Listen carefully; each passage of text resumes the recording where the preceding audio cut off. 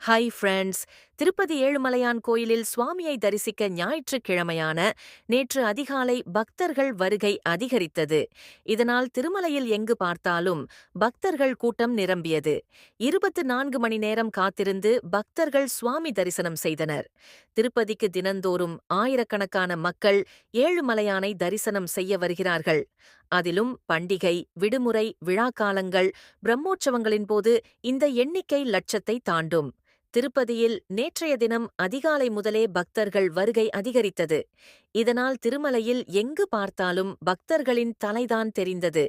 பக்தர்களின் அதிக வருகையால் வைகுண்டம் கியூ காம்ப்ளக்ஸில் உள்ள அறைகள் முழுவதும் நிரம்பின. அதுபோல் தங்கும் அறைகளுக்கு வர சுமார் 3 கிலோமீட்டர் தூரமுள்ள கிருஷ்ணதேஜா கெஸ்ட் ஹவுஸ் வரை நீண்ட வரிசையில் காத்திருந்தனர். சுமார் 24 மணி நேரம் காத்திருந்து தரிசனம் செய்யும் நிலை ஏற்பட்டது. அதே நேரத்தில் 300 ரூபாய் டிக்கெட் பெற்ற பக்தர்கள் 4 மணி நேரத்தில் தரிசனம் செய்தனர். நேற்றைய தினம் 80,735 பேர் சுவாமி தரிசனம் செய்தனர்.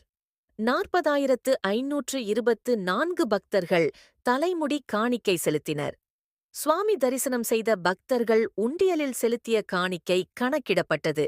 அதன்படி 3.19 கோடியை பக்தர்கள் காணிக்கையாக செலுத்தியிருந்தனர். நாளை முதல் புரட்டாசி மாதம் பிறக்கிறது. பிரம்மோற்சவமும் தொடங்கவுள்ளது. இதனால் திருப்பதி ஏழுமலையான் கோயிலுக்கு கூட்டம் அலைமோதப் போகிறது. இந்த வீடியோ பிடிச்சிருந்தா லைக் பண்ணுங்க. இதுபோன்ற இன்ஃபர்மேஷன் தெரிந்து கொள்ள என் சேனல் மறக்காம சப்ஸ்கிரைப் பண்ணுங்க. நன்றி, வணக்கம்.